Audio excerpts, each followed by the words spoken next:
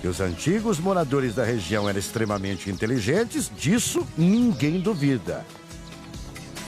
Eles aprenderam a se virar com a falta de tudo no deserto. Construíram aquedutos que ainda abastecem a região 2000 anos depois. O seu Juan Valdívia tem 65 anos de idade e há 40 é um pesquisador autodidata do povo Nazca, da cultura Nazca. Ele diz que foram os antepassados dele que fizeram tudo isso aqui. E nós estamos numa verdadeira obra de engenharia hidráulica, o que revela a inteligência, a sabedoria daquele povo. São 18 poços como esse para captação d'água que descem por canais. E o senhor Juan, como é o sistema de captação de água? Bueno, 300 metros de aqui. Juan explica que a água do degelo das montanhas é captada nos poços. Os Nazcas usaram o desnível do terreno para mandar a água para o subsolo, para ser purificada pela natureza. Ela é tão limpa que tem até peixes ali. Depois, também pelo desnível do terreno, a água aflora a superfície para regar as plantações. E debaixo delas, outros aquedutos recolhem o que penetra no solo. Vamos agora aprender como eram as técnicas de construção usadas pelos Nazcas para fazer os geoglifos. Eles primeiro definiam o desenho. No exemplo dado pelo arqueólogo Mário Olaechea, um colibri. Depois, com uma escala definida num barbante ou numa corda, aumentavam o desenho o número de vezes desejado. Uma técnica chamada de projeção. Os Nazcas utilizaram a técnica de separação, se chama. Com as linhas marcadas no chão, era só remover as pedras escuras e compactadas que cobrem o deserto para revelar a terra clara e fina do fundo. Essa é uma das, como se chama, das formas. A natureza se encarrega de preservar as linhas. No meio do deserto, praticamente não chove nunca. E o calor que emana do chão cria uma camada de ar quente sobre os desenhos, formando uma proteção natural contra o vento. Essa foto, feita da Estação Espacial Internacional há 2 anos, mostra as linhas de Nazca a 400 quilômetros de altura, visíveis, portanto, do espaço. Será que os Nazcas imaginavam que, 2000 anos depois, um astronauta terráqueo poderia admirar o legado deles? Segundo historiadores, os professores dos Nazcas na arte de desenhar foram os Paracas, povo que viveu na região 5 séculos antes, por volta do ano 500 a.C. Os Paracas já faziam geoglifos. O arqueólogo Aldo Bolanhos conta que os Paracas eram grandes construtores. São da época Paracas. Vamos com ele ao município vizinho de Palpa para observar os desenhos mais antigos da região. Encravado num morro, encontramos um desenho chamado de Família Paracas. Seriam mãe, pai e 3 crianças. Se notas, têm outra técnica. Aldo explica que os Paracas usavam uma técnica diferente. Erguiam muretas nas bordas do desenho como um alto relevo. São alto relieve. Para saber mais sobre quem foram os pais dos Nazcas, teremos que viajar ao litoral. Estamos a caminho de Paracas, a 200 quilômetros de distância, na costa do Pacífico.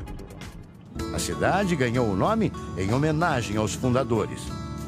É perto daqui que está a obra mais impressionante desse povo antigo. Olá, senhor Juan, como está? Hola, Bem? mucho gusto. Muito gosto também. Durante 30 minutos, cruzamos uma baía para chegar ao norte da península de Paracas, local de encontro do deserto com o mar. De repente, numa colina de areia, surge um enorme geoglifo. Muitos acreditam que a forma seja de um cacto ou um tridente, mas o desenho é mundialmente conhecido como candelabro, aqueles suportes para acender velas. Tem 120 metros, cerca de 120 metros de altura por 80 metros de largura. E a profundidade, 1 metro. Un metro promedio. Como resiste tanto tempo? Bueno, en primer lugar, Aldo conta que o desenho foi feito aproximadamente no século III a.C. E só resistiu até hoje porque os paracas escolheram um ponto da península protegido dos fortes ventos da região. O mais curioso é que o candelabro só pode ser visto do mar. Mas para quê? Ou para quem ele foi feito? ¿Por qué? No lo sabemos. Es un misterio. A resposta é um grande mistério. Juan, nosso piloto, é de uma família de pescadores paracas. Consideramos paraca. Ele acredita que o candelabro é uma forma de se comunicar com as forças da natureza. Quando os pescadores rezam ali, os ventos se acalmam. São muito baixos os ventos.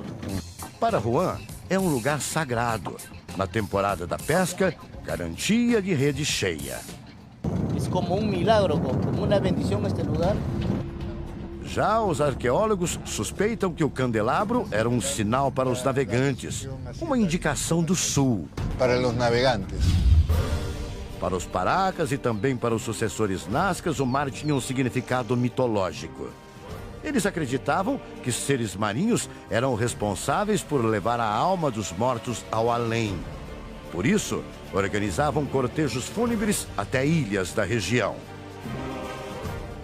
Um lugar de rara beleza.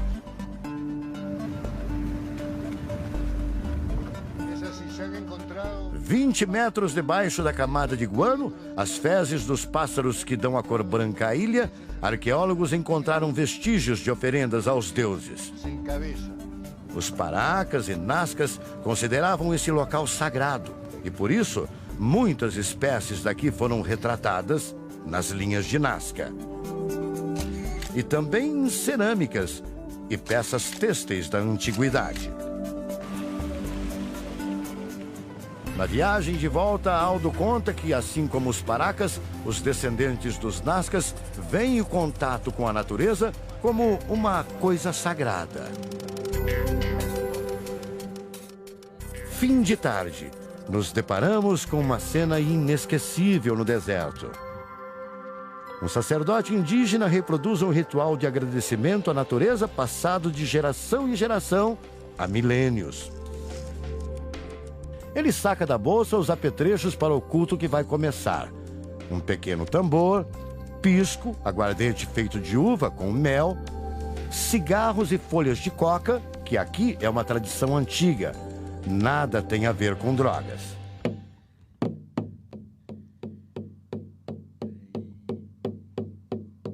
Sob um canto que mais parece um murmúrio, ele oferece de volta ao vento e ao solo tudo o que recebeu da natureza.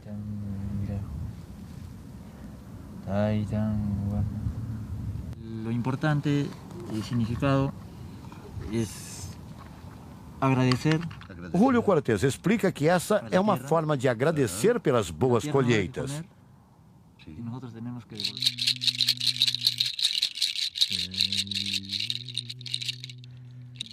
Às vezes, as cerimônias são realizadas em grupos grandes. Mi abuelo murió haciendo este trabajo. Numa delas, o avô de Julio caiu morto sem explicação aos 33 anos de idade. Mais um mistério de Nazca.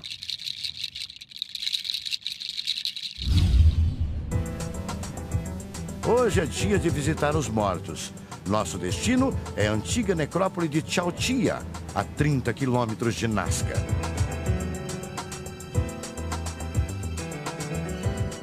A necrópole abriga dezenas de múmias preservadas há milênios pelo clima do deserto. Neste local, por exemplo, tem 3 múmias de uma pessoa adulta e de 2 bebês. Nós vamos começar a entender como era o processo de mumificação. As tumbas são feitas de adobe, grandes blocos feitos de barro. Algumas são grandes.